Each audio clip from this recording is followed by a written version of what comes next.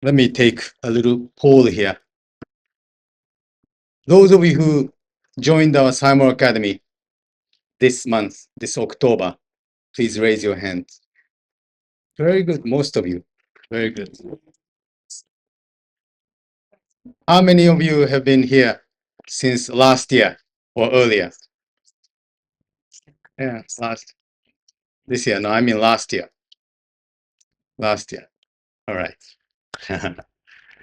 But I'm glad to see so many of you who joined this month to come to hear my lecture.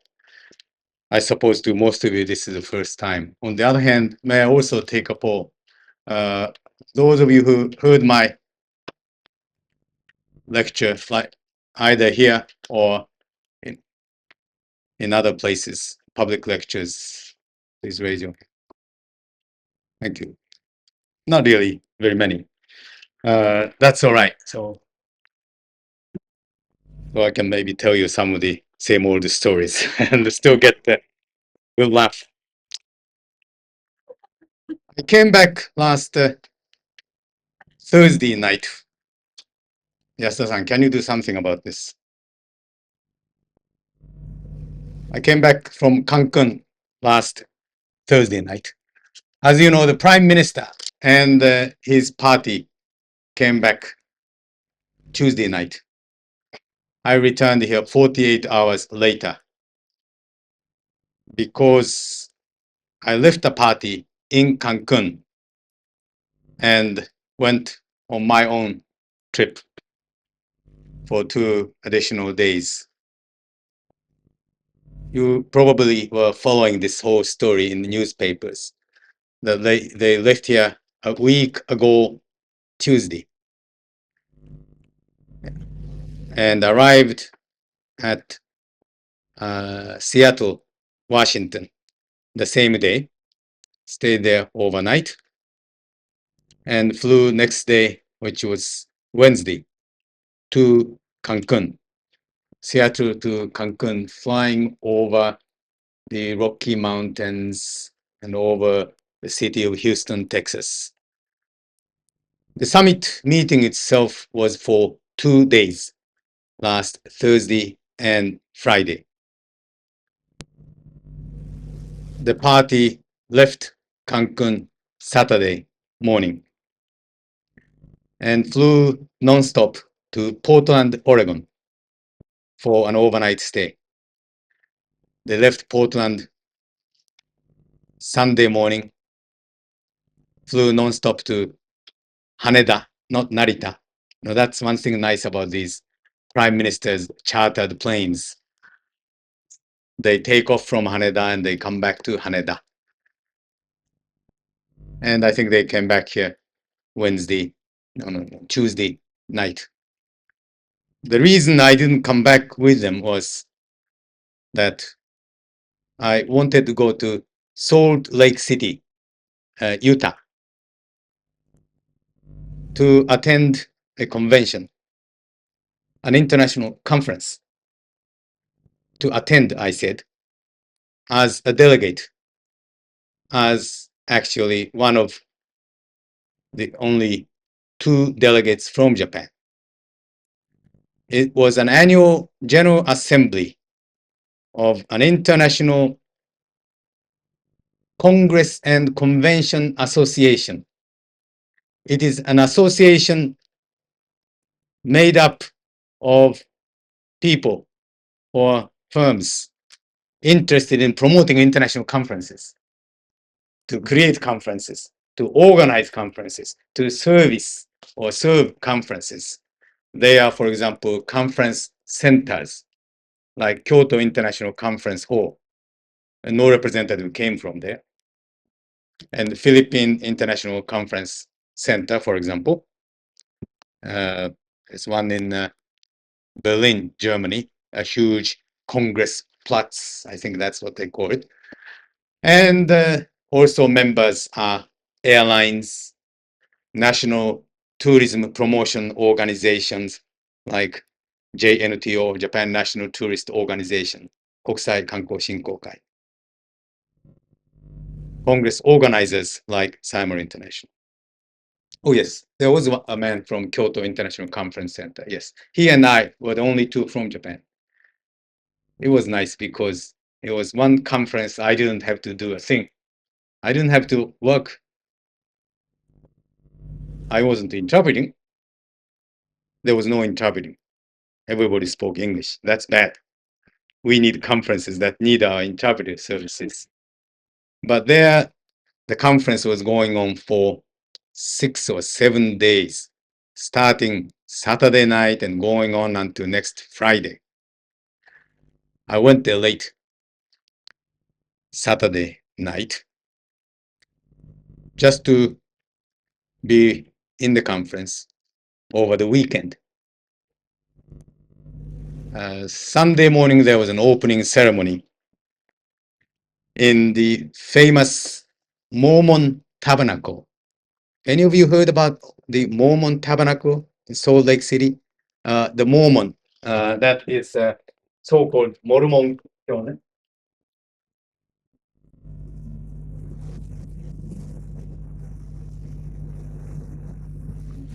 Tabernacle is a kind of cathedral.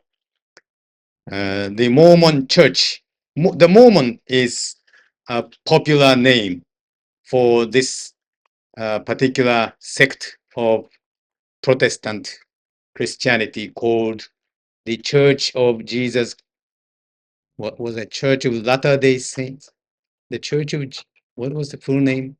Has to do something with the Latter-day Saints. Anyway, it's popularly called the Mormon. In the Mormon tabernacle, they have a very good, world-famous choir. It's called the Mormon Tabernacle Choir. Some 300 people, men and women, sing the hymns and other songs. And all the delegates, about 300 delegates to this International Congress and Convention Association, went there to listen to the choir. By the way, do you know the difference between Congress and Convention? Differences aren't really very much.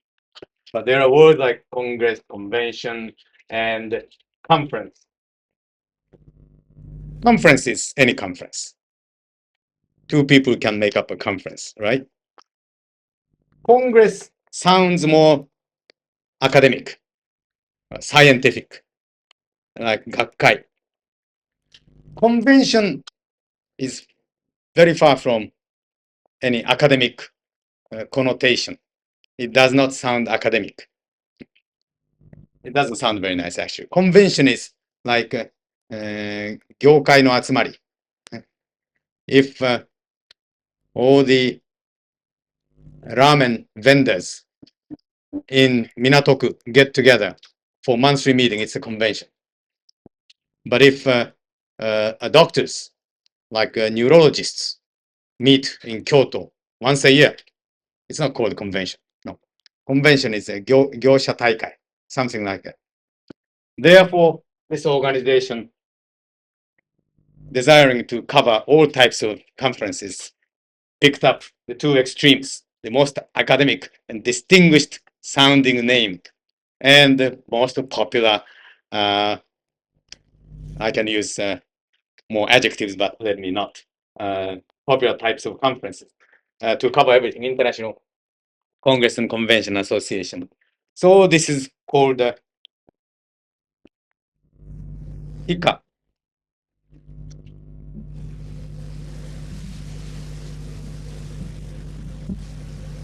And as I said, the working language was English. Here we are. And I didn't know, there was no interpreters. And I didn't have to present any paper. I did not have to talk. So it's just nice. For a change, I could fall asleep if I wanted to. But it was too exciting to sleep. I got there late Saturday night. And Sunday morning, there was Mormon Tabernacle Choir, which was beautiful. And besides, it was short, about 45 minutes. and I didn't fall asleep. In fact, I was tape recording the music. And it's a long story, but I had lost my luggage. I don't know why these things happen in these the days of modern technology, with all the sophisticated machines they make to fly us from one place to another all over the world. People still manage to lose your luggage. When I attended this ICA General Assembly 5 years ago in Nice, France, I was interpreting for one conference in Madras, India, the Japan-India Businessmen's Conference. I flew Lufthansa. I flew Air India from Madras to New Delhi and took Lufthansa to Frankfurt and changed it. I changed to another Lufthansa to Nice. No, it was Air France. That's why. When you change from one airline to another, there are more possibilities, more chances of your luggage getting lost. They call it interline transfers between one line and another. When I arrived at Nice, I didn't have luggage, so I had to sleep one night without pajamas, which does not make me Marilyn Monroe. But next day it came. Same thing happened. Again, attending ICA convention in Salt Lake City. Somewhere between Cancun and Salt Lake City, the airlines managed to lose my luggage, two of them. In fact, they lost the luggage for about half a dozen people. I flew from Cancun to New Orleans by Eastern Airlines. Very short, 1 hour and a half over the Gulf of Mexico. The plane was late. You know why? Because many VIPs, the dignitaries, were leaving from Cancun every 30 minutes, so that the president of president of Mexico, the United Mexican States, they call it formally, President Jose Lopez. What's Jose Lopez? What was his last name? Portillo. Jose Lopez Portillo would be able to go to the airport. He stayed at the airport all day long, and he sends one head of state or government off and salutes and go back and have a cup of tea or tequila, whatever, and goes out and sends another. So every 10-15 minutes, these dignitaries were leaving the airport. In the meantime, private airlines were delayed and delayed and delayed.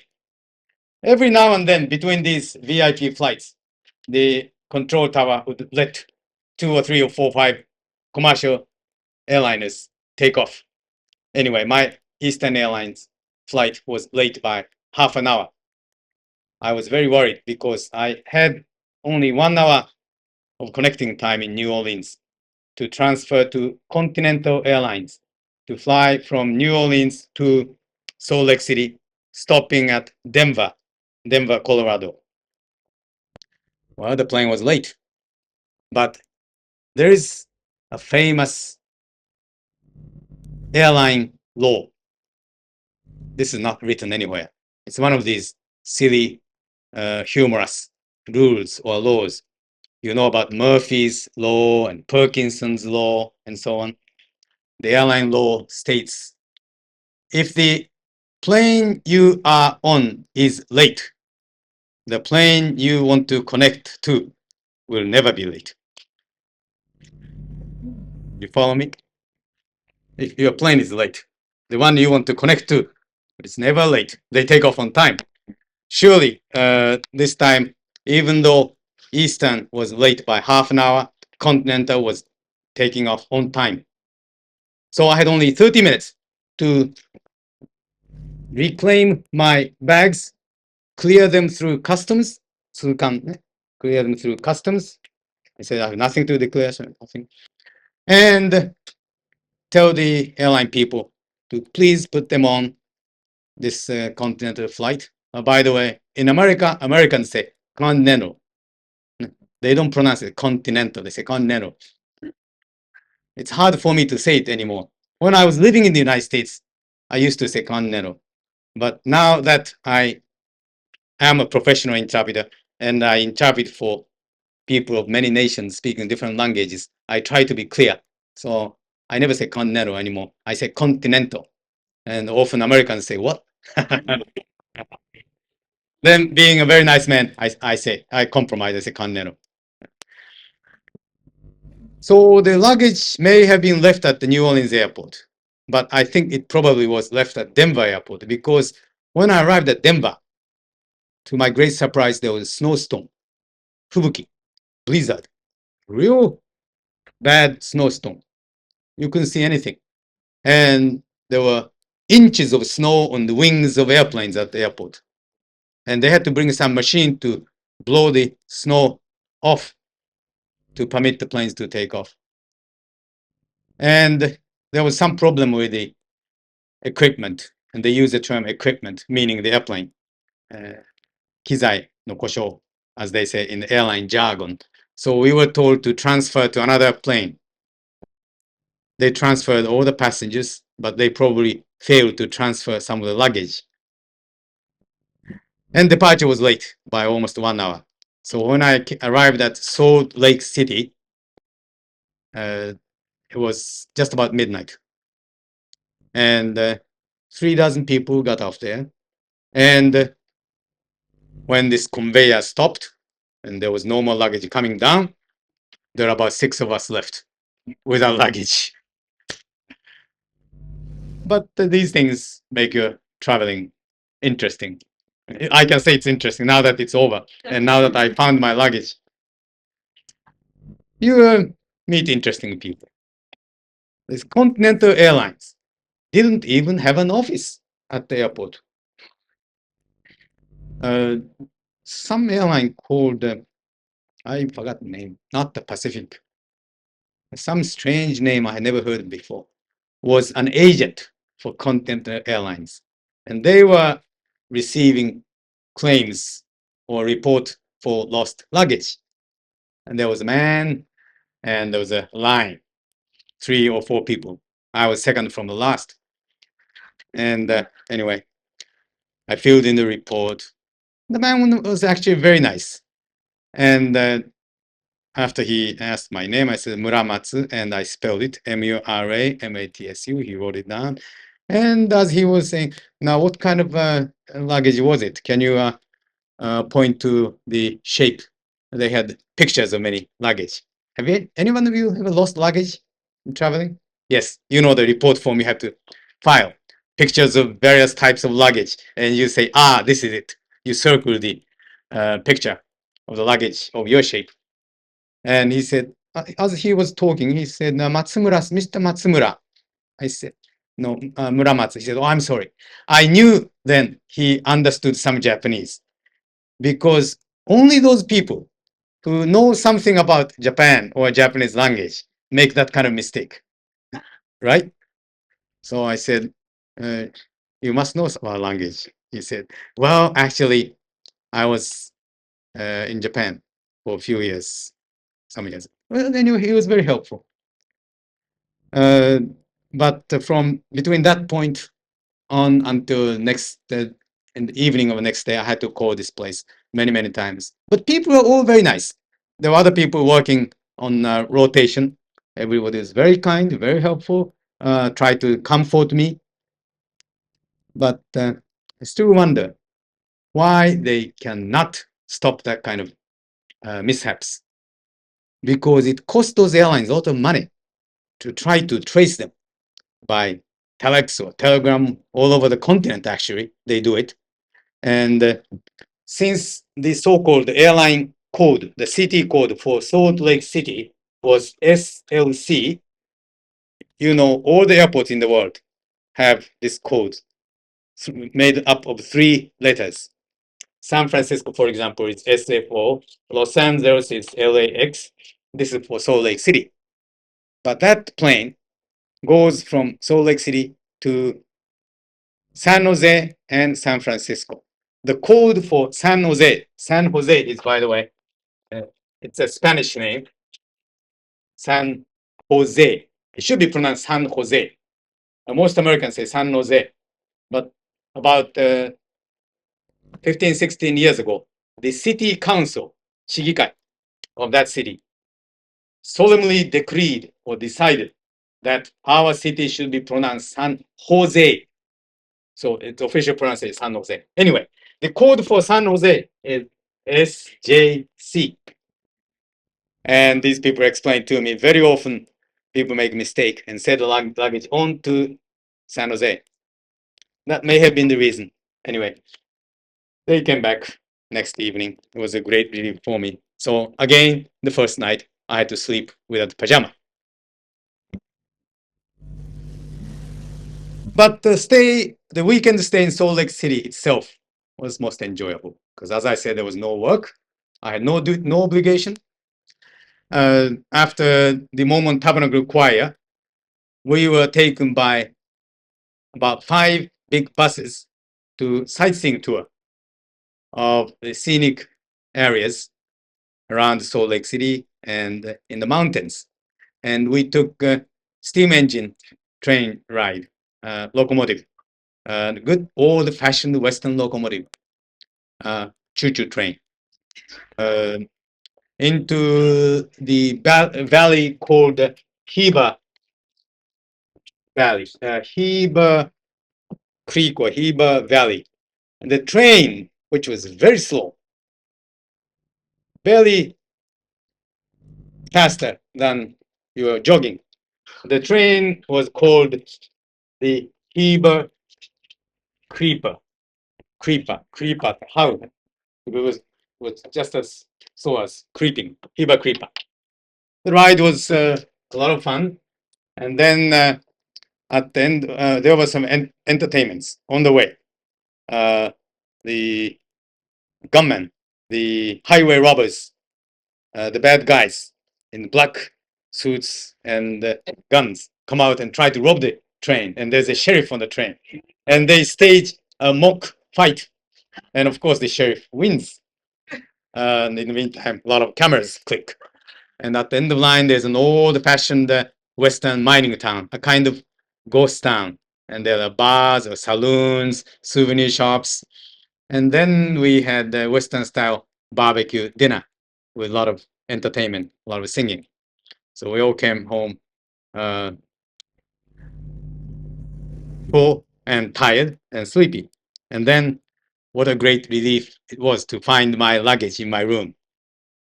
And I telephoned this airline office to thank them.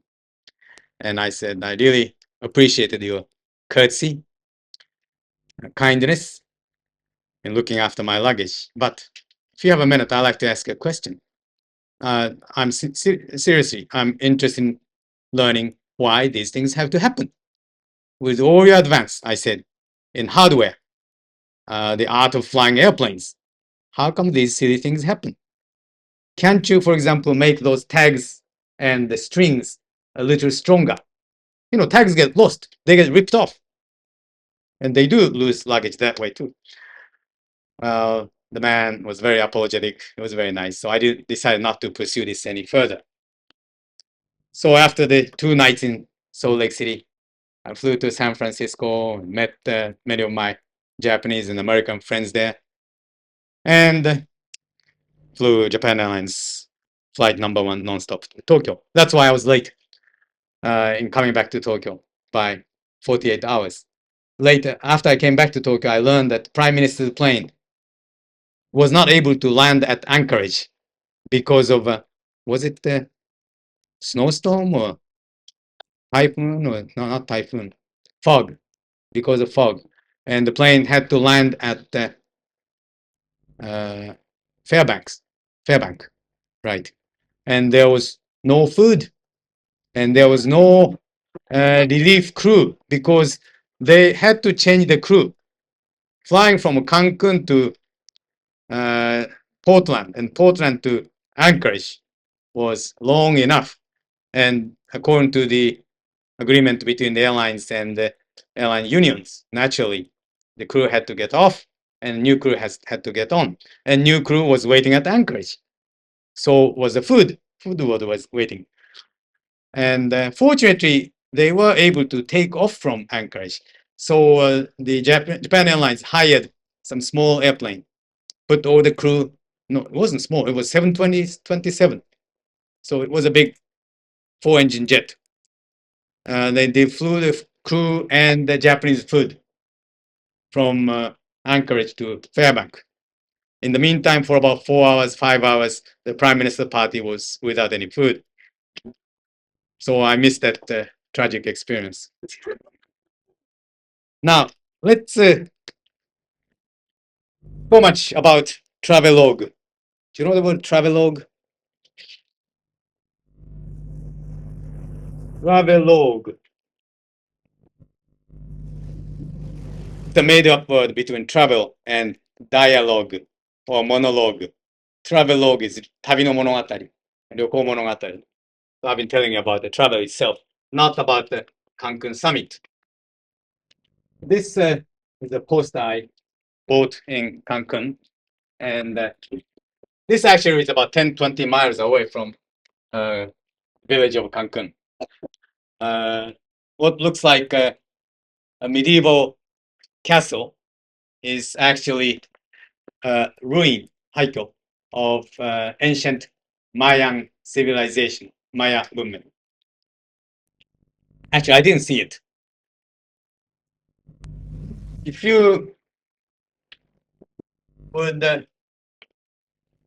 picture North America, the peninsula of Florida here, Gulf of Mexico, and this is the Lower California or Baja California, that's Mexico, and somehow there's this Central America and then South America. My map is bad, but this is Yucatan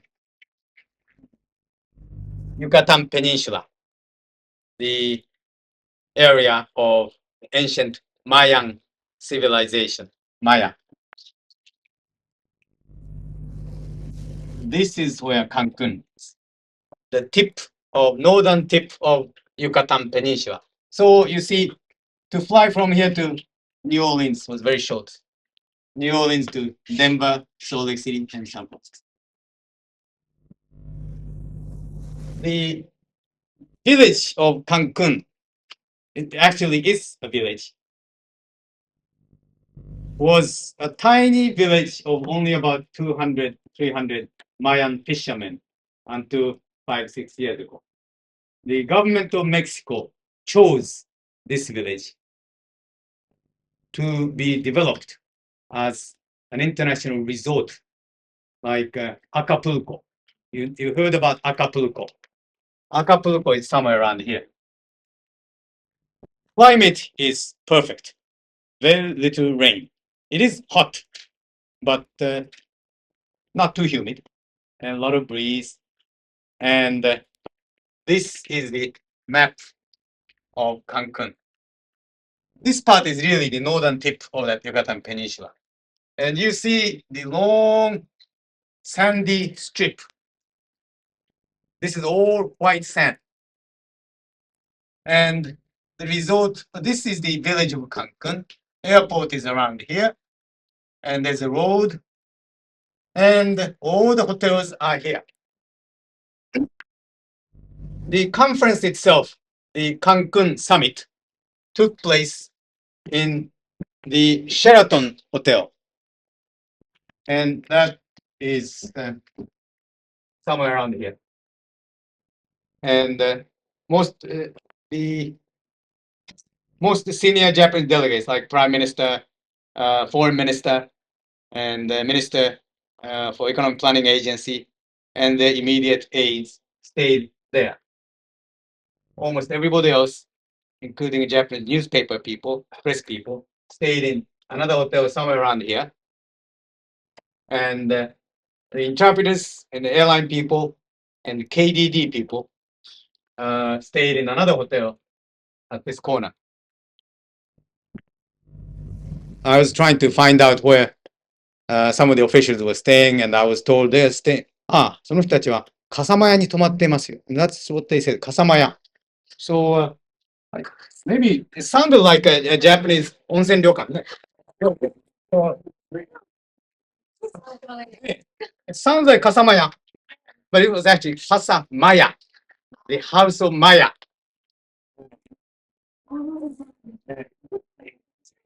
No, they should really pronounce it 笠間屋. But everybody say 笠間屋, 笠間屋. And the conference was at Cancun, Sheraton. By the way, the pronunciation for the word Cancun, which is the name of this village, is with accent here. There is an accent mark. I don't know what they call it in Spanish. It's a French accent aigu, and it's called Cancun. It's not Cancun, it's Cancun. The hotel I stayed at was,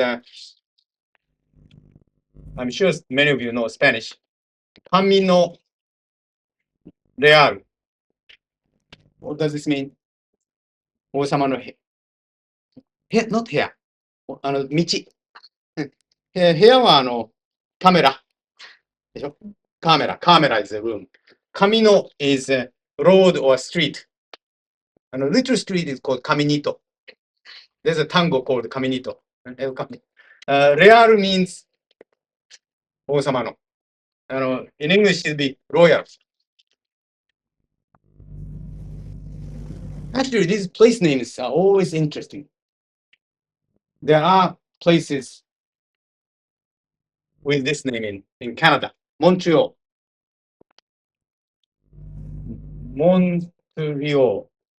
This is French. This part is 王様の。Mont is French for mountain. That's Royal Mountain. I think in German there are similar place names. Kaiser something. Kaiser? Kaiserstuhl. Does it mean King's Mountain? Königsstuhl. Yeah, that's more like Montreal. And in Mexico, there's a place called Monterrey. And that's also same. It's in Spanish, it becomes Monterrey. Monterrey. In California, there's Monterrey. In south of San Francisco, Monterrey. That means 王様の山. Everything is saying Monterrey, Montreal. And this is 王様の道, Camino Real. In California, around Stanford University, there's a road called El Camino Real. Okay.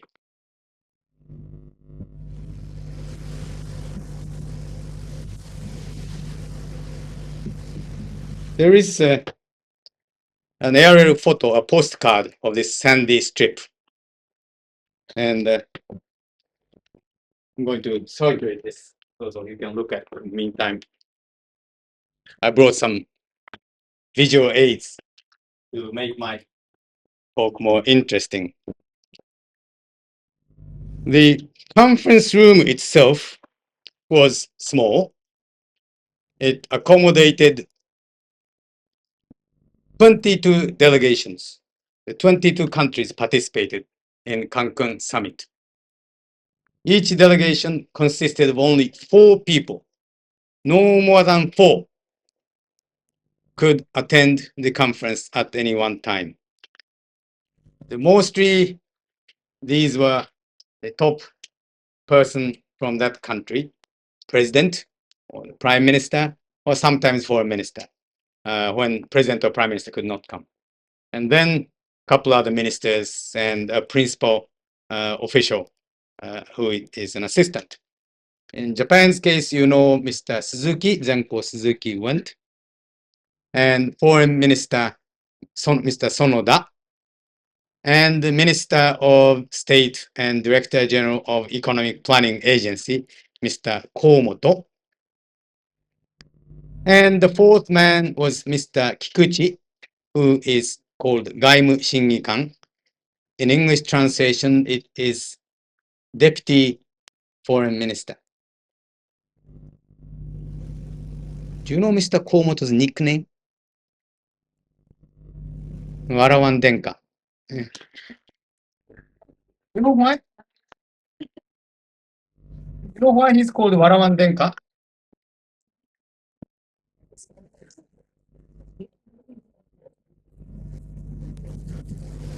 You know why? Because he doesn't smile?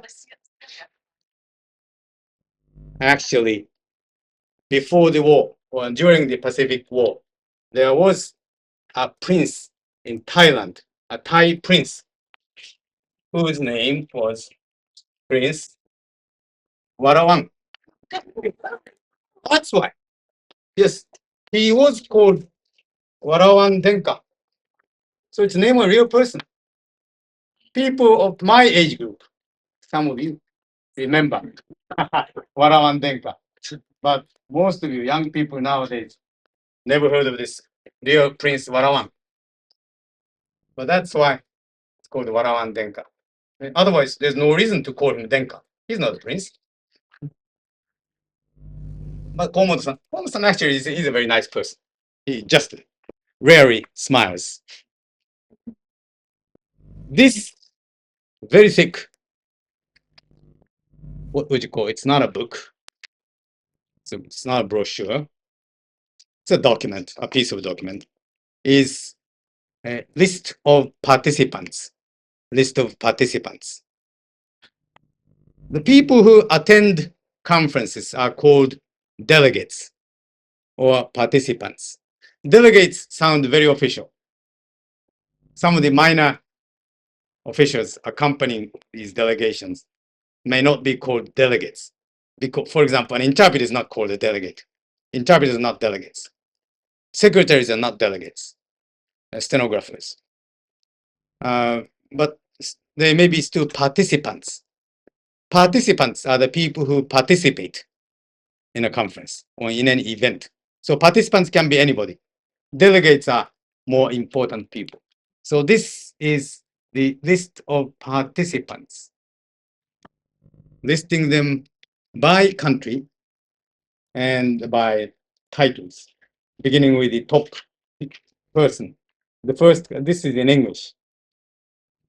All the documents for Cancun Summit were prepared in 3 languages, English, French, and Spanish.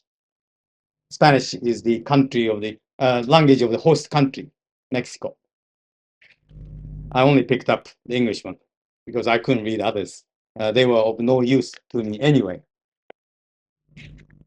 And the countries are in English alphabetical order. The Spanish copy lists all the countries in Spanish alphabetical order. Likewise, the French would list the countries in French alphabetical order. They're quite different, you know. In English, the first country is Algeria. Since to read these small prints, I need glasses. The delegate, the chief delegate from Algeria was President Chadli. Yeah, these names and countries are interesting. So let's list them. Algeria is President Chadli. Many delegates, about 30 or more than 30 people, 4 pages, about 33, 34 people. Next comes Austria, never to be confused with Australia. Austria is in Europe. The prime minister of Austria is called in English chancellor, like the German prime minister Schmidt. The chancellor of Austria was Kreisky. Mr. Kreisky could not come. He had a pneumonia. 肺炎になっちゃった。But Chancellor Kreisky and the Mexican president were the architects. Kenchikan architects are the people who designed and built this conference.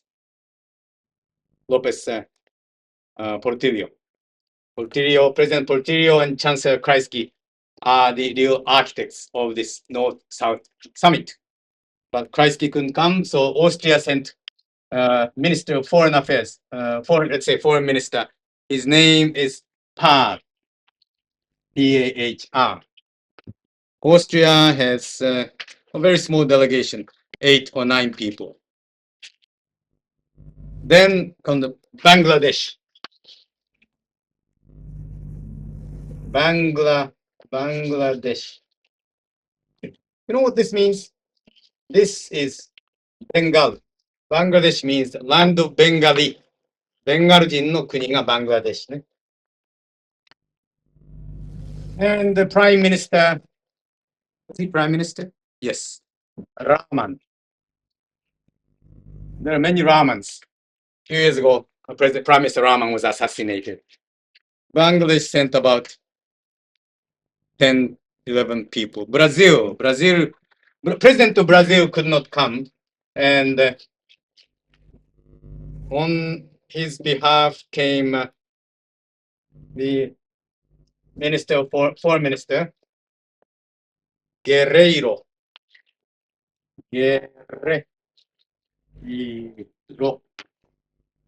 As personal and special representative of the President of the Republic. Brazil, all right, about 12 people. Canada, the famous Mr. Trudeau, my favorite world leader.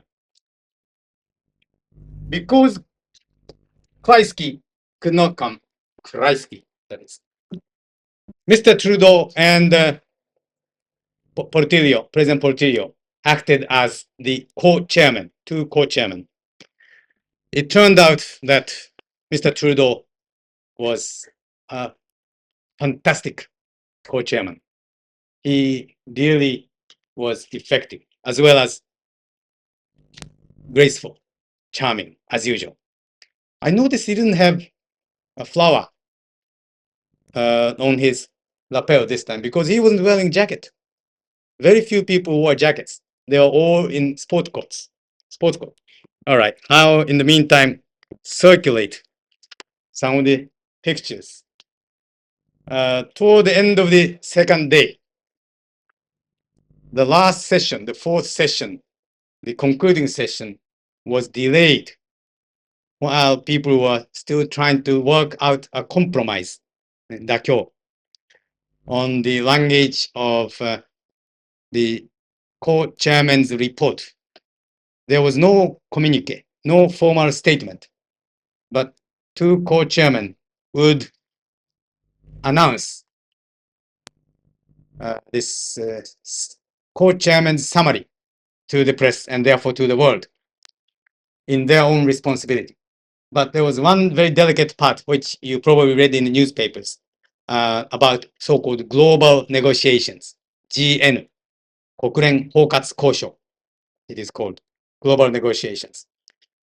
They took about 3 hours to finally agree on the language. In the meantime, all the interpreters were waiting in the booths. While I was waiting, I took several pictures, and I don't think it was prohibited because I did carry my camera and nobody stopped me.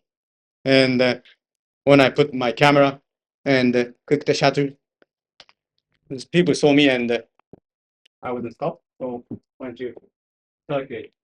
I want these back to me eventually, those postcards and pictures. So Canada was Trudeau and Chile. No, China.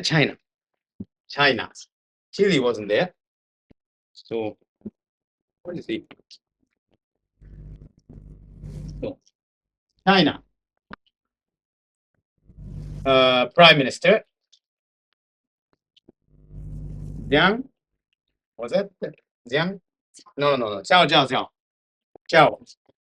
No, there are some the people in the Chinese class. I think in English it's spelled like this, right? And how do you pronounce it? Huh? What? Xiao. Xiao Zuyang. Very difficult.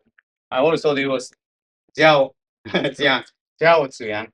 これでしょうの、蝶ね。それから、紫でしょね。それから太陽のようですね。日本語イコール超仕様。So that's a friend from China. China sent many delegations. 2 pages, 2 full pages. So, 3 pages. About 15, 16 people.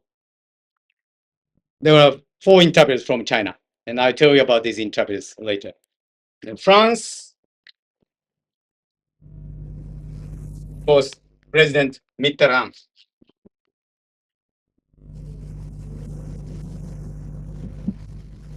Big delegations. No, not big.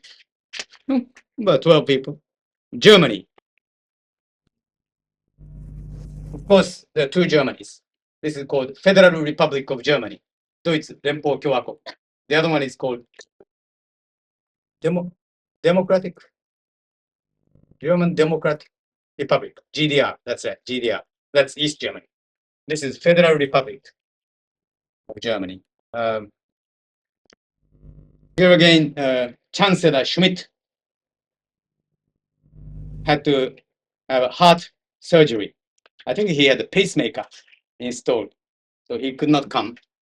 And Germany sent Foreign Minister Genscher. Foreign Minister Genscher, who always attends these summit meetings of the industrial nations. Anyway, the 7 Nations Summit, like Ottawa. All right, 3 pages. Guyana. Guyana is in South America, right? Yeah. It's a former British colony. Guyana is where they had the what? People's Temple. The wholesale suicide about a year ago of a couple hundred people. Guyana. That is what put Guyana on the world map. That's the expression you use. That is what made Guyana famous. That's what put Guyana on the world map. Unfortunately, that was President Burnham, a very English sounding name, about 10 people. Then India. Who came from India? Prime Minister Gandhi. Mrs. Gandhi, that is. Indira Gandhi. First name is Indira. Indira Gandhi. About a dozen people. Ivory Coast. Donge Kaigan. From Africa. Foreign Affairs. Foreign Minister Ake. That's his name, Ake. Very small delegation. 7 people. So I'm going by alphabetical order. Suppose in Japan, if you list these countries by Iroha-jun, how would you call Iroha-jun in English? Alphabetical order. I didn't invent it. It was Mr. Komatsu who said that. He was interpreting simultaneously. When somebody was explaining, この名前はイロハ順で並んでおります。Mr. Komatsu said, names are arranged in alphabetical order. I think it's a fantastic translation. That's what he should have done. And that's what he did. And if the foreign delegates are confused, let them ask questions. They should ask questions. Excuse me, I need some clarification. What is alphabetical order? And then whoever said it first should explain. The Iroha is a Japanese alphabet. And then comes Japan. Of course, our Suzuki-san. Big delegation. 1, 2, 3 pages. Without listing the interpreters, it's 3 pages.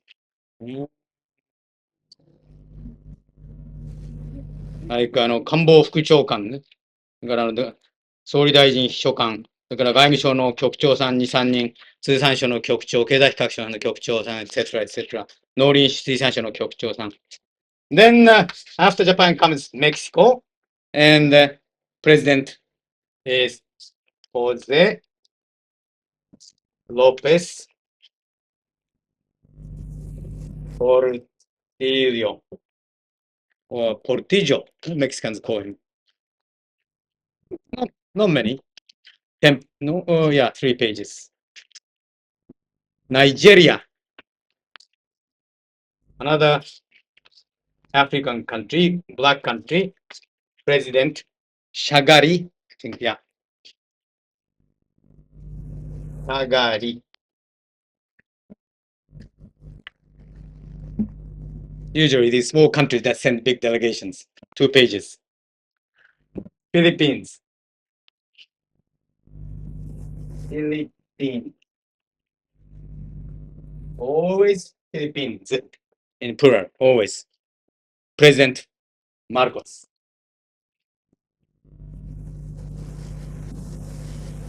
Ferdinand Marcos. Not many, but 8 people. Saudi Arabia. Very important country. The moderate Arab country, right? 穏健派ね。Saudi Arabia.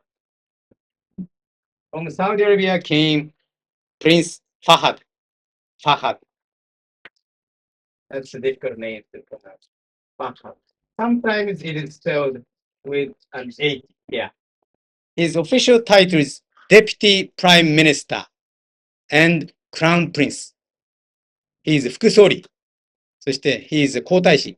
Crown Prince is like Crown Prince Charles, the next emperor or next king. So he is the successor. Crown Prince Fahad in Arabian robe. Wow, 3 pages. Sweden.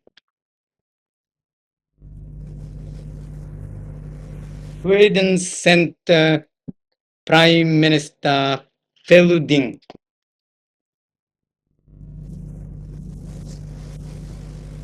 F-A-L-L-D-I-N.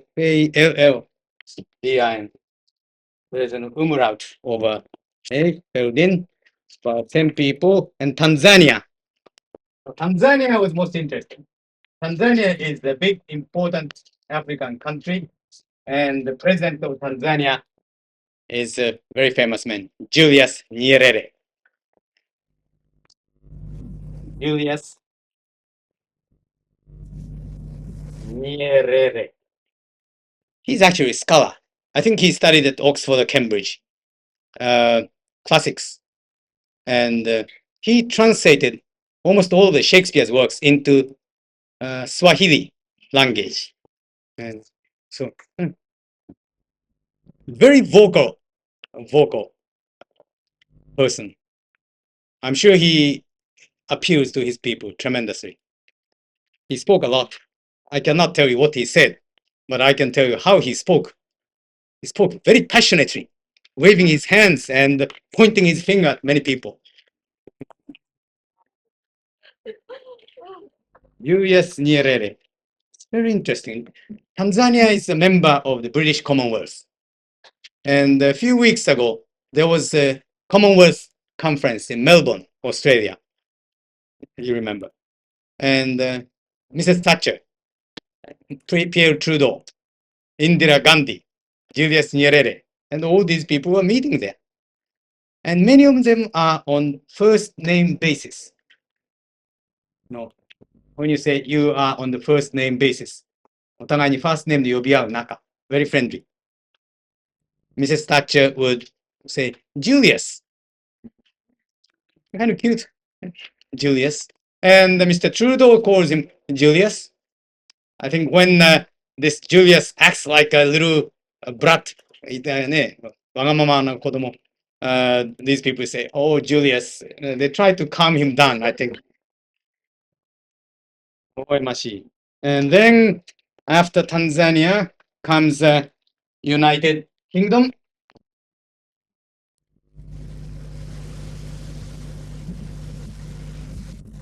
Great Britain is officially called the United Kingdom of Great Britain, Scotland, Wales, and something.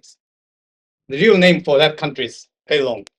United Kingdom of, who knows it for sure? Great Britain, Scotland, and Northern Ireland or something. And these are several kingdoms that are united. Anyway, it's called the UK, not England. To call that country England is not polite because that excludes Scotland and it excludes Wales. It excludes Northern Ireland. So you should call that country UK, United Kingdom. Prime Minister Margaret Thatcher. Maggie Thatcher. Okay. About dozen people. Then comes USA. President Reagan. The other delegates from the United States were Secretary of State Haig, a very controversial man, military man, and Secretary of Treasury, whose name is spelled exactly the same and pronounced Reagan. He's the Zaimu Chokan, Secretary of Treasury. He's Reagan. President is Reagan. President Reagan was actually Reagan when he was a movie star. He was called Ronald Reagan.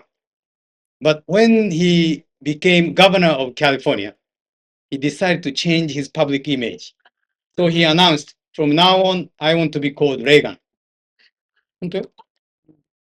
And while the presidential campaign was going on a year ago, the Japanese newspaper still used to write Reagan, Reagan.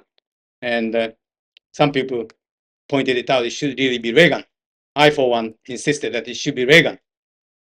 So altogether, I think the Japan Newspaper Association, Nihon Shinbu Kyokai, after many meetings, decided to change it. And then everybody had to change it. USA. Many delegates, about 30 people. Venezuela. Venezuela sent President Campins, Herrera Campins. Campins is president. 10 people. Yugoslavia. Yugoslavia, it's pronounced. Sent President I can't even pronounce it. In English, it'd be Krega, but I know it was pronounced differently. It was something like Krieger.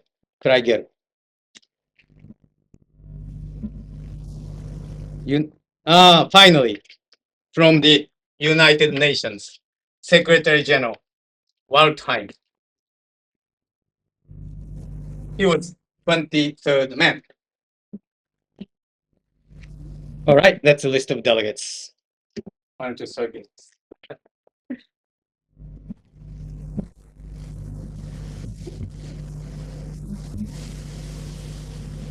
While I was interpreting, I was taking some notes, but not about the contents, because it is a closed door conference.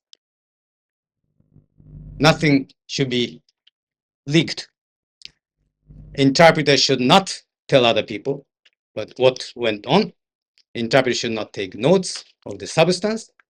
I was taking notes of the order of the country in which they spoke. They did not speak in this order. They spoke in Spanish alphabetical order. And then they drew lottery, kujibiki, to decide who shall be the first. The first speaker was Prince Fahad. I think it was decided previous night. So as the first speaker, Prince Fahad came well prepared. He had his manuscript in Arabic. Therefore, of course, he spoke in Arabic. It was interpreted into English by some Arabic interpreters who came with the Saudi Arabian delegation, I think. And then we took delay. Delayを取る。We interpreted that English into Japanese.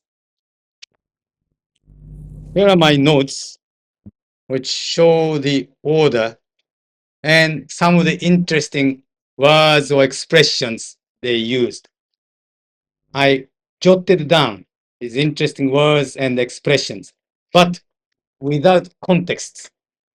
文脈なしに。So there's no secret here. Newspaper people may like to see it, but they can't tell a thing from this. I'll tell you about some of the interesting expressions they used. You know who spoke first? Actually, unofficially.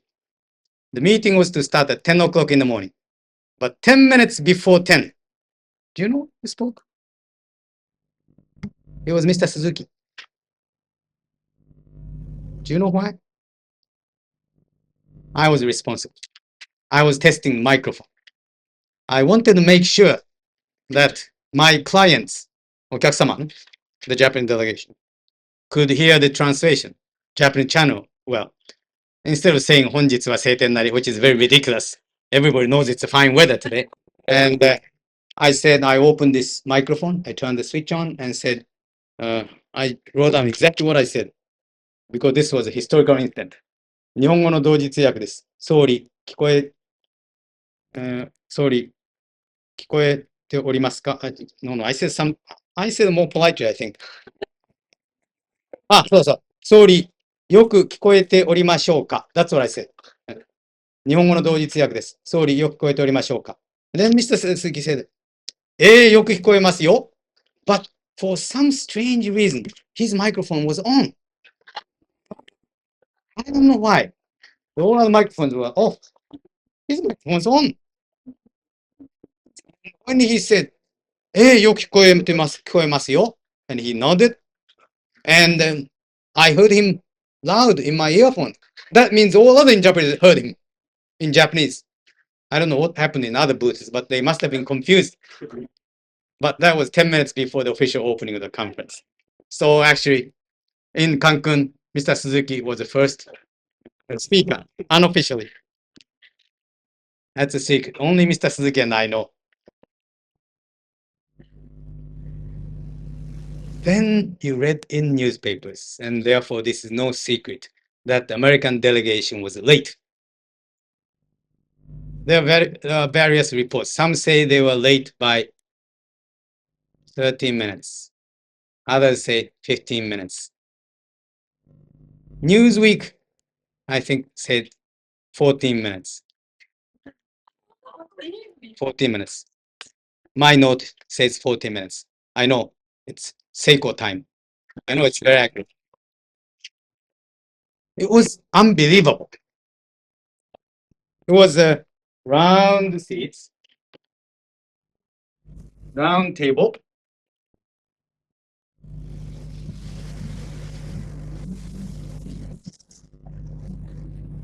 And there were booths, interpreted booths here. And the Mexican president, Portillo, Pierre Trudeau, and starting from Saudi Arabia, no, not from Saudi Arabia, no, Algeria, etc. Two principals on the front row, Prime Minister and Foreign Minister, or President and Foreign Minister, and the two others behind. So, for example, somewhere around here was Mr. Suzuki, Prime Minister, and Mr. Sonoda, and Mr. Komoto, and Mr. Kikuchi, 外務審議官, Deputy Foreign Minister. On the second day, these two gentlemen changed seats. I don't know why. Maybe Mr. Sonoda had 1 o'clock. Everybody was there. And of course, as I said, it was 10 minutes before 10 that Mr. Suzuki said, はい、よく聞こえますよ。よく聞こえますよ. At 10 o'clock, there was nobody here. So 4 people. I couldn't believe my eyes. I said, what? And I asked my 2 colleagues, the other 2 interpreters, who are Mrs. Matsumoto Junko and Miss Harada Yukari, whose picture is here. A lot of things too. Thank you. They do come back. And I said, いないよ。あらま。And it was about 40 minutes after 10 that they came up. There are many accounts, many stories in newspapers. I have read many of them. I try to find out what really happened. Some say Reagan had some meeting with the Austrian foreign minister and the elevator was stuck or something. It may have been the reason.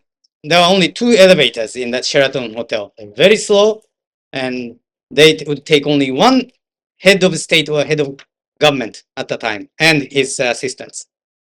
Do you know the difference between head of state and head of government?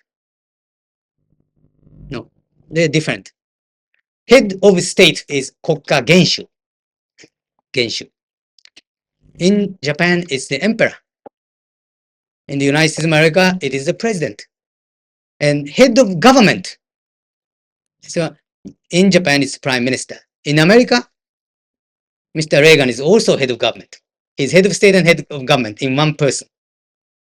In Great Britain or in United Kingdom, Queen is the head of state. Mrs. Thatcher is only head of government. Prime Minister Trudeau is head of government. Who is Canada's head of state? Queen Elizabeth.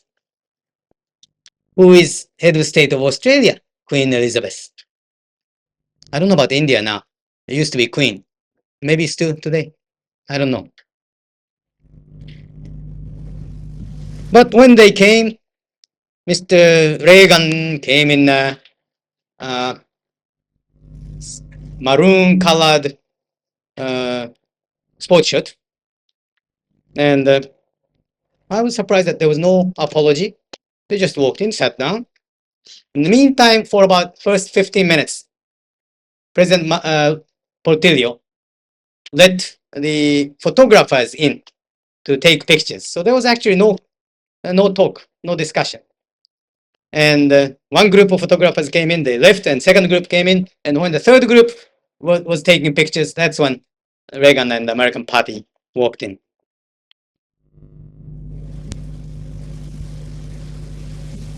The first speaker, of course, was President Lopez Portillo, who is a very handsome man. I took his picture at the airport when he came out to send off President and Prime Minister Suzuki. His Suzuki-san and Portillo, Mr. Portillo, walking together. I also circulate these pictures. He spoke in Spanish. A long speech was printed and translated in English and French. And we were, of course, listening to the English translation to translate into Japanese. There are many booths, and somewhere around here, I think the end booth was Swedish, Sweden. And next was Japanese. I don't know what was next around here, but somehow there was French, German, and of course Spanish. And there was the language of Yugoslavia, Serbo-Croatian, Serbo-Croatia go. That's what we call it. Anyway, Serbo-Croatian. And somewhere around here is Chinese, and Arabic. That's 1, 2, 3, 4, 5, 6, 7, 8. Of course, German. Is that all? In French, yeah. English, French, German, Spanish. No Russian. And for the Japanese Prime Minister's opening statement, in the first day, in the morning, all 22 delegates spoke. 22 speeches. They all finished them by about 1:30. It was amazing. Mr. Suzuki had his speech prepared with last-minute changes the night before, and I had it in English translation, translated by Simon International actually, but with Gaimisho's changes. and I was supposed to read it without any change. There are 2 or 3 places where I felt the English expression was a little clumsy. Clumsy. うまくいかないね。The very convenient word. A few sentences were clumsy. And I told my friends in Gaimisho that they don't sound right. They don't make good sense. They don't quite convey the meaning. Shouldn't we change them? And the reply from Gaimisho friends was, well, this is supposed to be official translation. But whatever you do as an interpreter is up to you. So this way, he has no responsibility.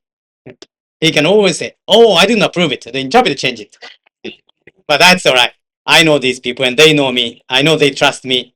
So I said, all right, I'll change them. So I did change them so that those 2 or 3 parts would make better sense when other people hear it in English. Then, because I had English text of the Prime Minister's speech, I made a few corrections, and with the approval of Gaimisho, I made a few copies and gave them to colleagues, Doryo, in other booths, because I want them to be sure to translate them correctly. It is in Japan's interest to give these copies to all the interpreters beforehand. And this I suggested to Gaimisho. And actually, Gaimisho people themselves gave copies to other interpreters. But then that morning, I made a few last minute changes. I went into every booth and said, hello, I'm the Japanese interpreter. There are going to be these few changes. And I told the people in each booth. And everybody was very appreciative. And Arabic interpreters say, oh, thank you very much. And Chinese colleagues were very friendly. And when I tried to open this door, the last booth, people inside tried to close the door. They actually pushed it to push me out. So I said, I tried to push in, they tried to push me out. I knocked it, and somebody gave me a dirty look. And I said, I need you. And I said, this is the Japanese Prime Minister's text. There are corrections. And do you have the Japanese text? They said, no. I said, well, I must get you a copy. And they pushed me out. And there was no more time. I had to go back to my booth. Later, I asked the chief interpreter or somebody who was the coordinator for all these booths. Who are they in that booth? She said, shh, the President Portillo's relatives. Anyway, 2 or 3 people who were obviously not interpreters were there. I don't know if they are just listening or taking notes or tape recording the whole session. I don't know. Interesting things happened. While President of Mexico was speaking in Spanish, very fast, I was surprised to note Prime Minister Trudeau was not wearing his earphones, meaning he understands Spanish. It was amazing. Man of many talents, Trudeau understands Spanish. After a very formal opening speech by President Portillo, co-chairman Mr. Trudeau spoke completely off the cuff. Off the cuff. Cuff. わかります？カフってのはカフスね。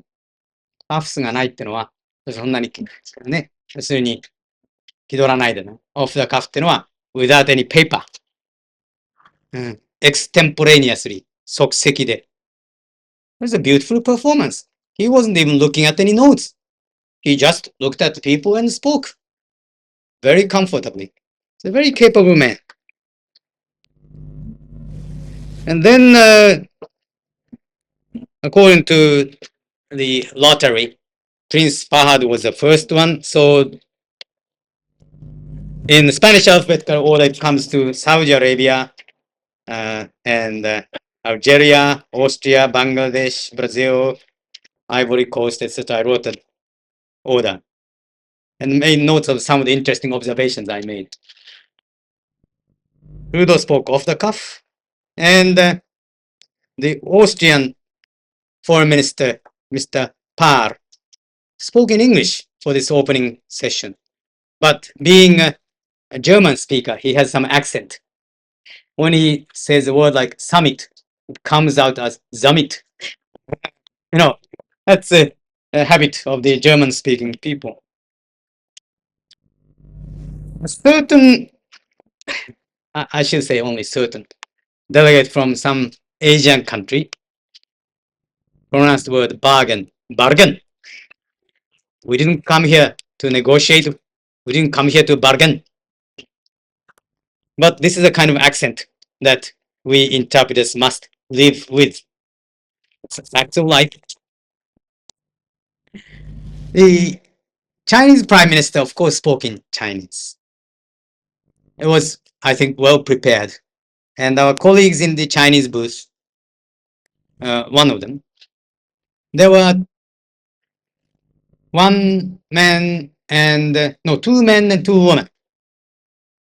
The oldest man, a portly gentleman, was English-French interpreter, Chinese-French interpreter. He was interpreting Chinese into French.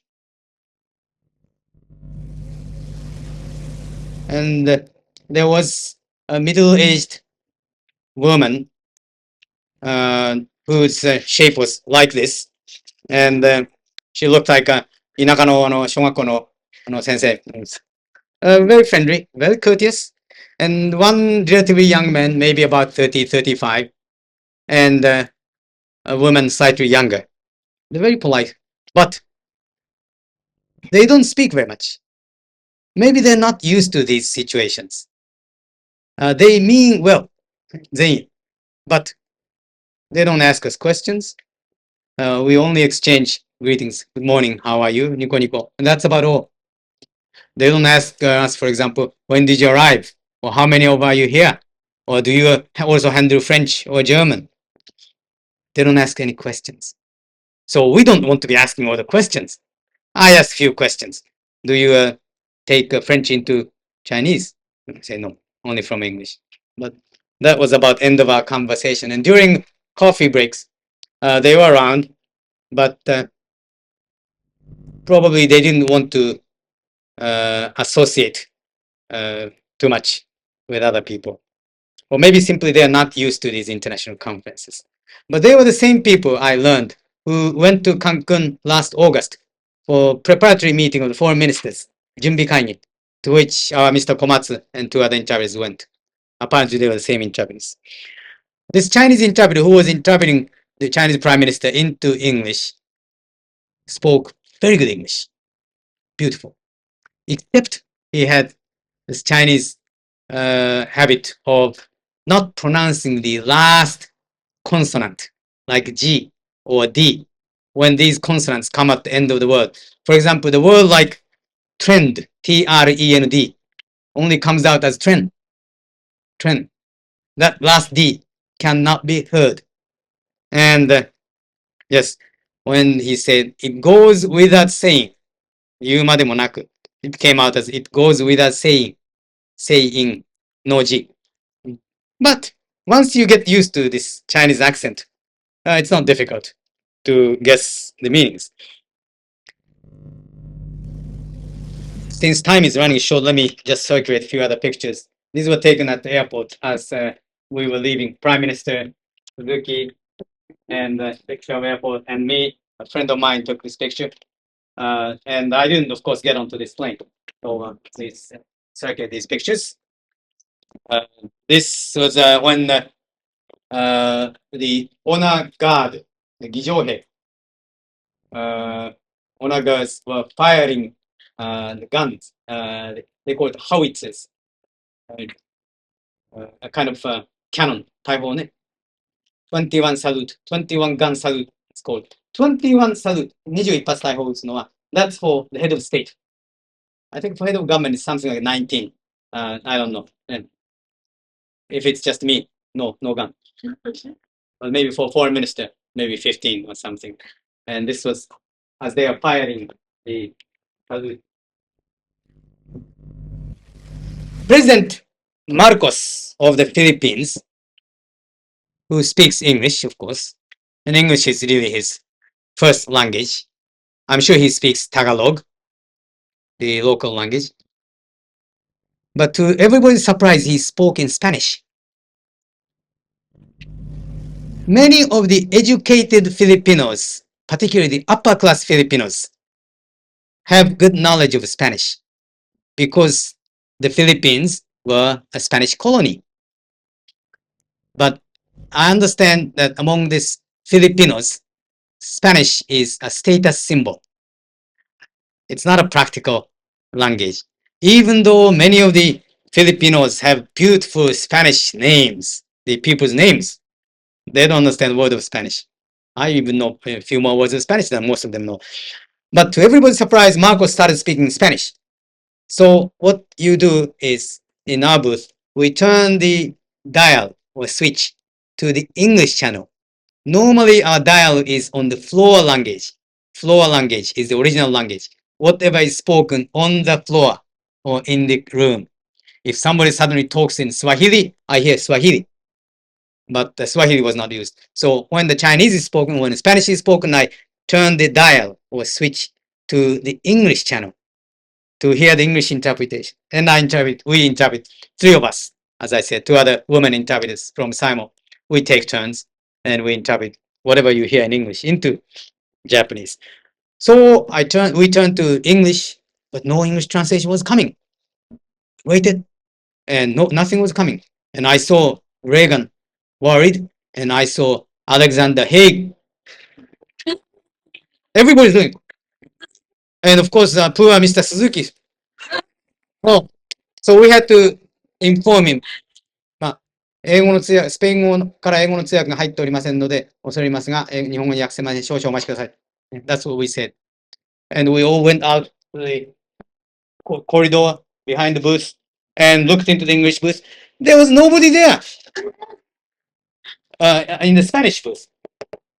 Somebody there should have been interpreting from Spanish into English, but there was nobody. I think that was very bad. I think they are local interpreters, Mexican people. The technical level of interpreters in that country, Mexico, is unfortunately very low. The reason is they are a protected country. Protectionism. Same as in 保護貿易主義. Protection is bad. They like to protect the local interpreters by keeping other interpreters out. They don't bring European interpreters. They don't bring North American interpreters. They like to give opportunities to local interpreters. It's all right to encourage locals.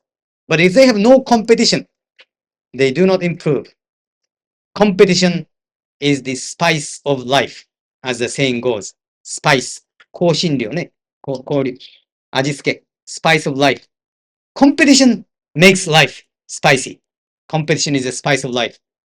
If there's no competition to Simon, we lose incentive to improve because there is some competition, some, not very much. We try to stay ahead of them. I don't compete in terms of skill and performance with other interpreters. Naturally, there are people who I respect, and in many ways I admire their interpreting.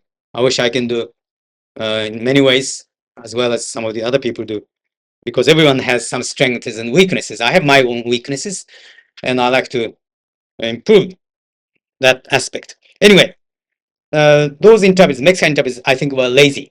They simply assumed Marcos would speak in English. And the Spanish interpreter, those both interpreters working into English weren't there. That was very bad. For about 2 minutes, I wrote it. スペインから英語通訳入ってこず、約2分.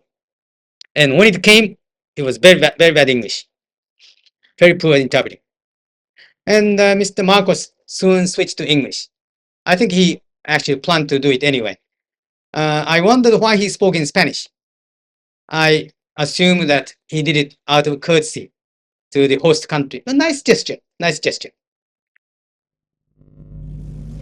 The president of Guyana, that black South African, I suppose it's black, yeah, country, spoke in English. Beautiful English. Obviously, British educated. Mrs. Gandhi of India had a very pretty attractive feminine voice, and very nice English. Well educated. It wasn't typical Indian. Mr. Suzuki, of course, spoke in Japanese, and I did his part into English. Nigeria spoke English. Mrs. Thatcher, of course, same kind of English I am now. We are all used to high-pitched metallic voice. It's not very nice, but you get used to it. The Swedish Prime Minister spoke in Swedish, and the Swedish into English interpreting was not very good, unfortunately. And the Yugoslavia spoke Serbo-Croatian. We had to change it, of course, to. But every time we switch to English, we must make sure to put it back to the original channel, because sometimes in conferences, suddenly a Japanese delegate speaks. If you are on English channel, you don't hear the Japanese speaker, so you can't interpret. So you should always put it back to the original channel, and only when you don't understand that original language, you should put it back to English. I have to do it. We have to do it very frequently. The German spoke German. Wartime of United Nations spoke English. On the second day, there was one brief intervention by Prime Minister Suzuki. Intervention is a technical term used in international conference. Intervention does not mean 介入 or ちょっかいを出す. Intervention means 発言 to intervene. Does anyone wish to make an intervention? It means does anyone wish to speak? Intervention. It's not used normally. Americans don't use it. In conferences in America, they don't use a word like interventions. I think it's of European origin. But intervention does mean 発言. Mr. Suzuki made a brief intervention. And after when he was finished, Mr. Trudeau, acting as chairman, then said, ありがとうございました. In Japanese, yeah, Trudeau is cute. He's very clever. Yeah, very nice. I think I told you right after Ottawa summit that in one place when they were discussing the joint statement or communique, Mr. Trudeau said, is this all right with Mr. Prime Minister Suzuki? And Mr. Suzuki said, はい、OK です。And of course, the interpreter, that time, Mr. Yokota, interpreted simultaneously as, that's okay, yes, that's okay with me. Prime Minister Trudeau heard his original Japanese because they were sitting just across a small table, not as big table as this. And because he said, はい、OK です。Mr. Trudeau said, there's one Japanese word that I understood. So this time he did it again. ありがとうございました. In the past tense. Very clever man.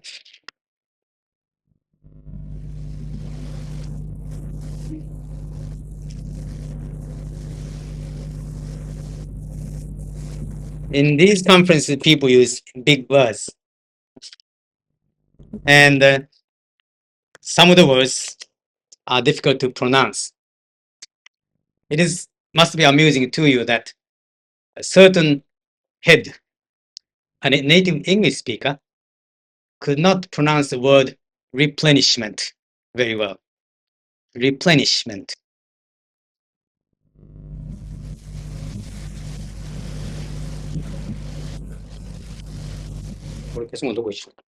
Here we are.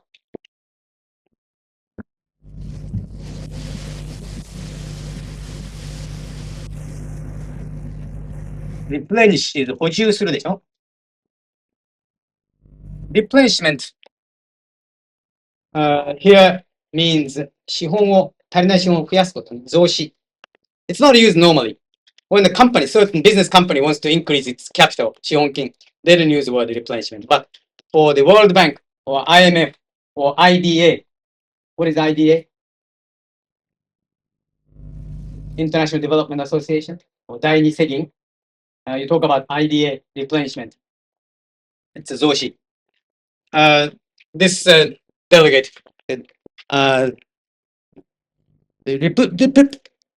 she tried to say it again. For the second time, she failed, and it came out only the third time, replacement. So it's comforting to us that even those native speakers sometimes stumble over difficult words. I made note of some of the words used here, and This shows you the range of vocabulary used by summit meetings. Like this word regime, which comes from French. Regime means 政権とかね。しかし、it is often used to mean 制度、system or institution. Regime. Someone used a beautiful word, ethos. What is ethos? Anyone? Ethos って何ですか？ Someone should know. これ日本語で、エトスというでしょ？ね。It's a Greek word. エトス。When it came, I translated as その民族の精神構造。精神構造。その民族のね、日本人の心なんてのは、イーソスっていうふうに。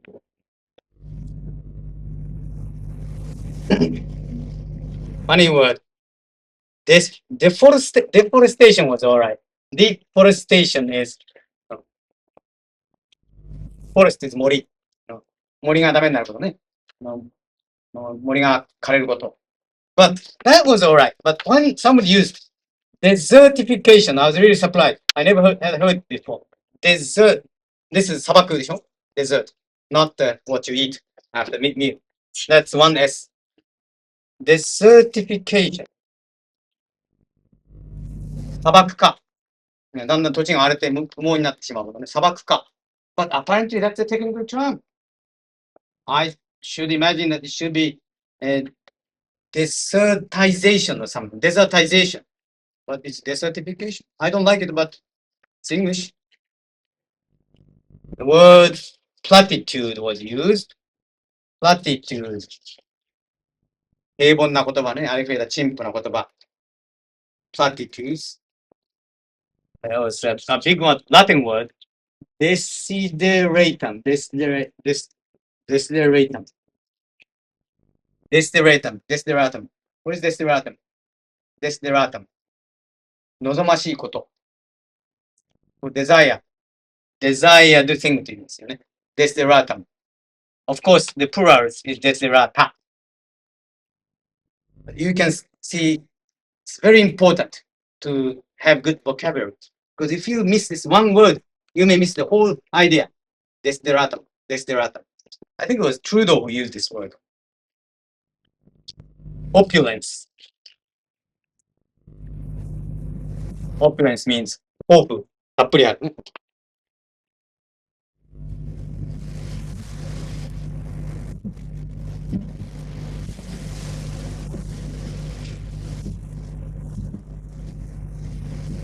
These people being very educated, they use many imported words like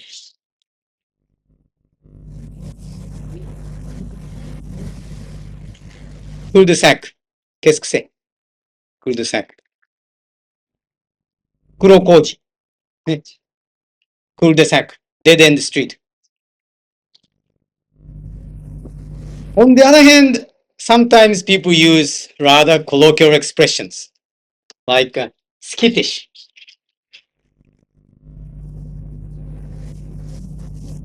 Skittish. You can look it up in dictionary, skittish. It's a kind of word you wouldn't expect to hear in a summit. But in some very informal moment, some people use words like this. This is a Mexican calendar. I think it's actually Aztec calendar. This is a souvenir piece that I bought, not this time, but about 3 years ago when I went to IMF meeting in Mexico City. You hang it on the wall, and this is supposed to have all sorts of things on it. This is supposed to be a very, very scientific calendar. Trouble is nobody can read it. Those Aztecs have this superstition about this serpent, heavy. This is also an ornamental piece you hang on the wall. Again, I bought this 4 years ago in Mexico.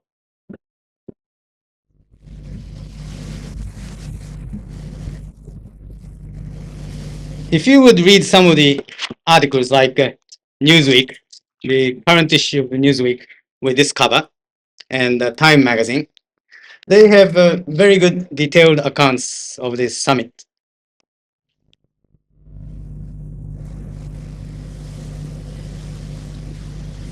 Reagan, before opening the formal opening, Reagan cracked jokes, to crack jokes 冗談を言う。cracked jokes about Latin tardiness. ね、ラテンアメリカ、ラテン系の人が時間に遅れるということについて冗談を言っておきながら、then offended his fellow summiteers by arriving late for the first serious gathering of the world leaders.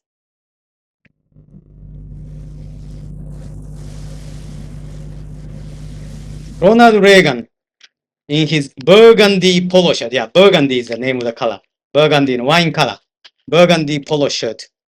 Mexican President Jose Lopez Portillo in a high-necked formal guayabera, I think that's a Spanish name for his Mexican dress. And Mrs. Gandhi won sari, rather a quiet traditional sari.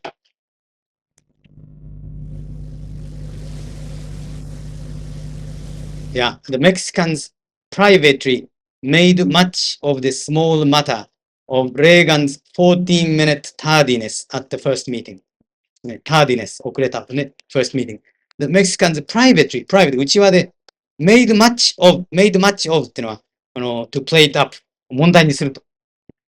The Mexicans privately made much of the small matter of, small matter ってのはささやかなこと。small matter of Reagan's 14-minute tardiness at the first meeting. 第1回全体会議で14分遅れた、レーガン14分遅れたという些細なことを、内々ではメキシコの人たちはだいぶ問題にしておったと。I don't think it's small matter actually. I think it's rather impolite. At least he could have apologized. Sorry, we were stuck in the elevator or something. No, I'm sure if the Japanese party was late, the Japanese prime minister would apologize very sincerely. 大変失礼いたしました。And I'll do my best to translate that sincerely.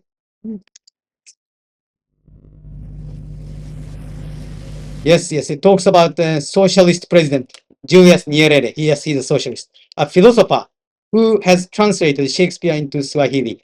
Lectured Reagan. レーガンに説教するね。subtly, S-U-B-T-L-Y. We are here talking about poverty and starvation, not about the internal affairs of any of our countries. つまり自分の国がインフレだとか不況だとかそんな話して聞きに来たんじゃないと。アメリカが今不況だから援助ができない。そんな話聞きたいんじゃないんだと。We are here to talk about starvation and hunger. starvation と hunger は同じことだな。だからそういうこと言うのよくね。みんな興奮して喋ってるときは。poverty and starvation。これ面白い書いてあるよ。だから私が何も秘密の話しなくてもみんなこういうとこ書いてあるよね。よく読めばね。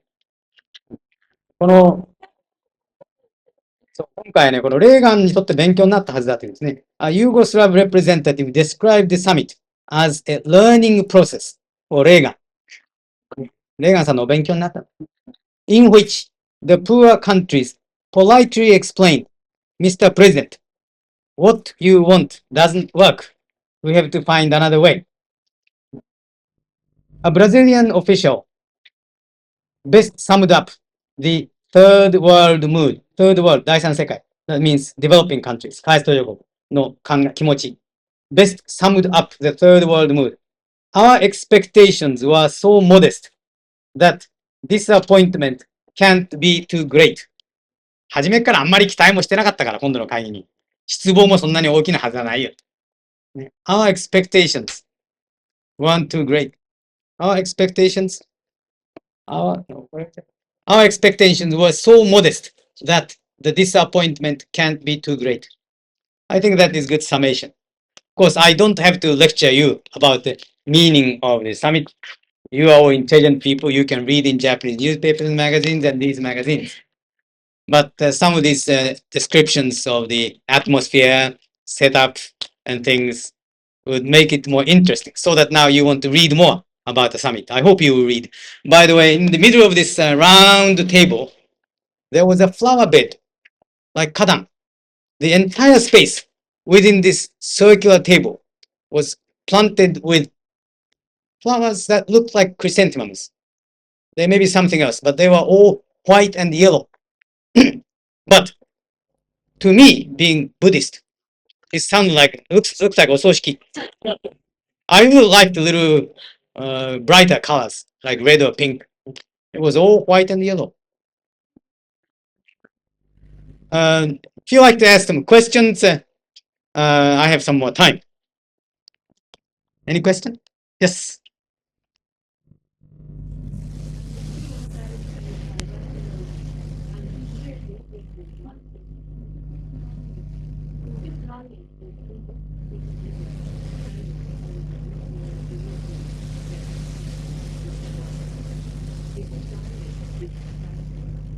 Mr. Suzuki? Of course, he speaks Japanese only. Interpret us. Yeah, we interpret Mr. Suzuki into English. Yes. The Chinese interpreters picked up my English. They did not speak Japanese, at least officially. No direct Japanese-Chinese interpreting, no. Via English, by way of English. Japanese, English, Chinese. I think, unless they were not telling truth. I like to believe them. They said, no, we do not interpret from Japanese. We take relay from you. That's what they said. All right. To the person who asked the first question, I'll give you this poster.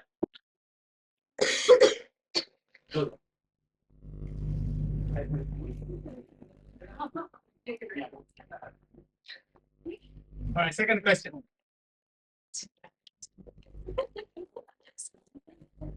まだポスターありますよ、したらすみませんね。はい。Asking how they decide how they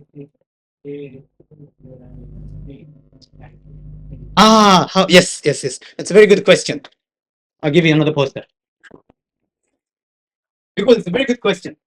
I should have explained that at the beginning. These countries were selected by the original architects, Mexican President Portillo and Austrian Chancellor Kreisky. They carefully selected some of the industrialized countries from the north and some developing countries from the south. The south here does not necessarily mean geographical south. The south means the third world. 6 of the 7 nations normally attending the summit meeting of the advanced industrialized countries were invited. You know who was not invited? Italy. I understand Italians were very upset. But Italy is a kind of baby among the 7. So Italy was not invited. From Southeast Asia, only I think the Philippines was invited.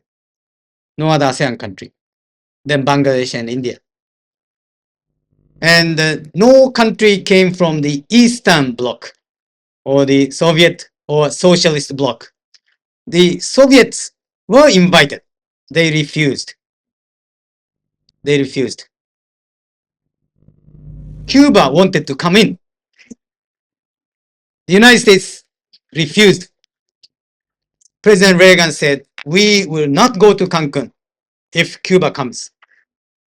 He insisted. And Mexico, which has always been a kind of big brother to Cuba, which has protected Cuba and looked after that little itazrako, little brat, wanted Cuba in order actually to make Cuba more moderate.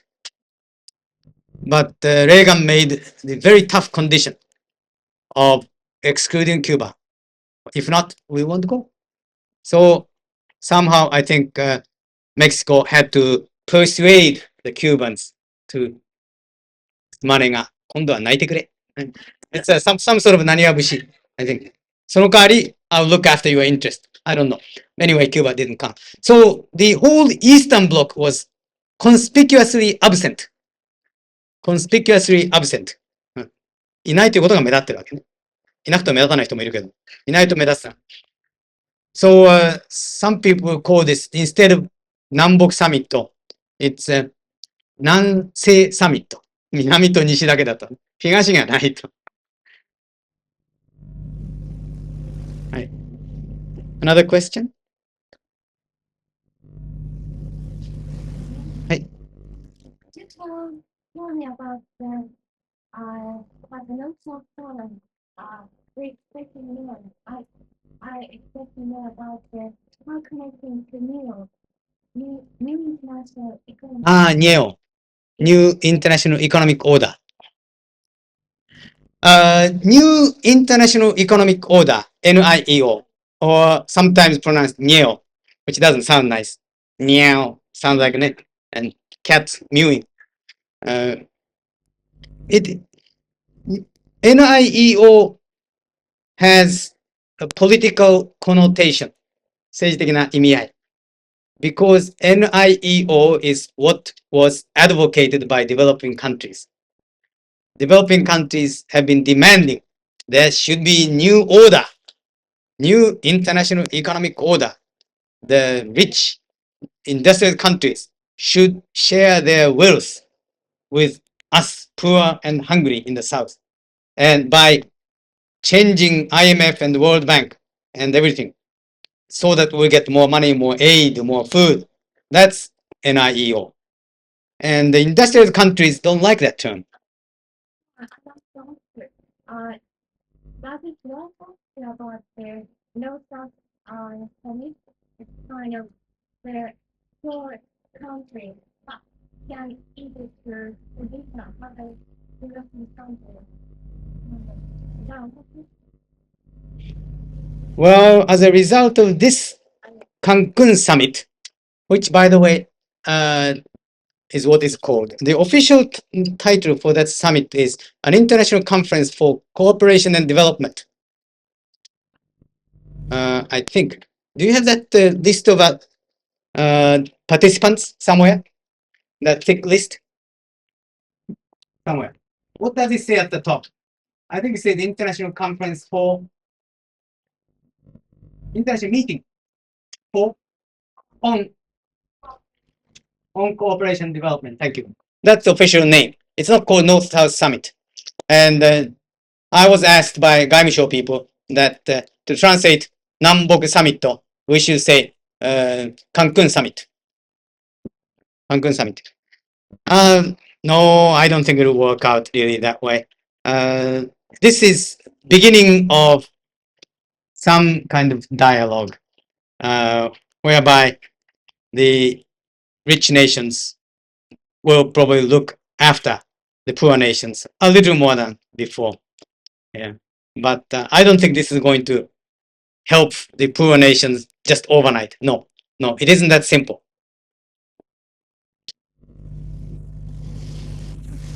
It's a very difficult problem.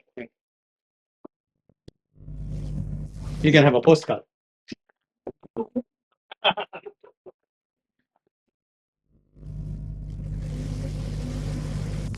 Read please these two latest issues of Newsweek and Time. They have some very good articles. You have, yes, right. Actually, I had something more to show. These are T-shirts. Cancun. I bought this for my little girl. Then there wasn't the right size, and everybody was picking up these souvenirs. And this is the only thing left. And this is a little too small for my daughter. And I thought, so maybe my daughter will grow into this. This next bigger size in two more years.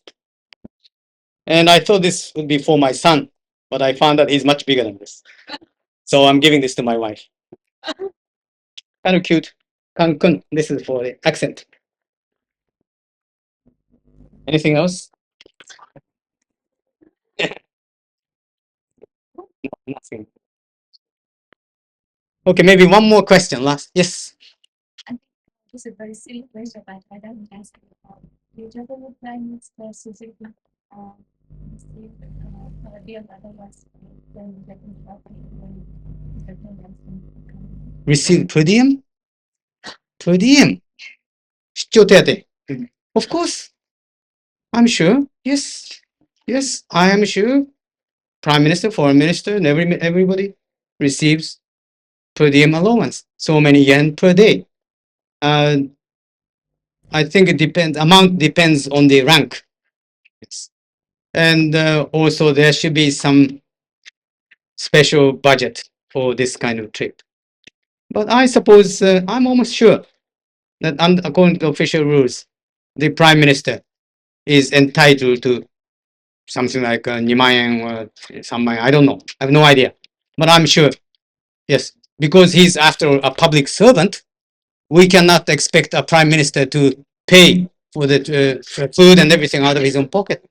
On the other hand, on a trip like this, seldom you have to pay for your own meal. The lunches and dinners and everything are organized, either paid by the host country, the Mexican government, or the Japanese government. For example, yeah, we pay for breakfast. But very often there are free lunches and free dinners. That's how I think government officials save money, because official per diem. I'm glad you used that good word. Per diem means 出張手当. It's a Latin word for per day. 一日につき. It means allowance for one day. Per diem is very small. So if you go abroad, you really cannot pay for your hotel and 3 meals out of per diem. No. That's a contradiction. But somehow I think these public officials are compensated, or they are given a lot of free meals. For example, when the plane stopped over in Portland on the way back, the Japanese consul general, Soryoji, would give dinner to everybody in the delegation, free, of course. So nobody has to pay for the dinner. And they all go to these free meals. I don't like to go to these free meals.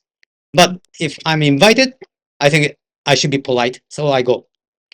But I don't look out for free meals. I rather eat my own, myself. There for lunch and dinner, all the three of us, all interpreters, had our own meals separately. It was just as good. Everybody was busy, and there was no dinner parties, luncheons. And in this Sheraton hotel where the conference was being held, there was a big dining room for all the participants. The food was served all the time, but you had to pay. And it was expensive, and food wasn't good. The real native Mexican food is good. A lot of Mexican dishes are spicy, and they're good. But once these hotels are Americanized, like the Sheraton Hotel, Camino Real, and Casamaya, they cater to the American taste. And Americans want very bland, B-L-A-N-D, bland, 大味な食べ物ね. They don't like strongly flavored or spicy food. So everybody, all the restaurants go down to the lowest possible level of cuisine. Very bad. And yet prices were expensive. The lunch I had to eat at the Sheraton Hotel cost me 3,000 yen, 4,000 yen. And it wasn't good at all. Being very curious, I tried to eat different kind of food every time. But, by the way, this is a little pack of sugar I picked up. I picked up a lot of things. From Ottawa Summit, some of you know that I picked up a jar of jelly beans from President Reagan's desk. It was left over. And this is a symbol mark for the Cancun Summit. The North and South interlocking. I'll give you this souvenir. For asking me an interesting question.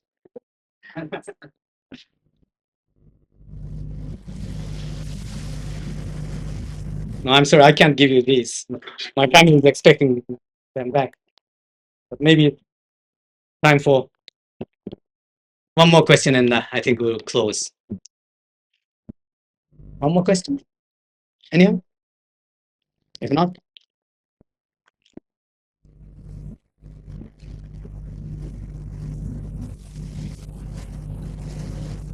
OK。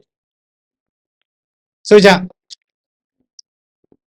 That's all for this afternoon. I hope you have enjoyed this talk.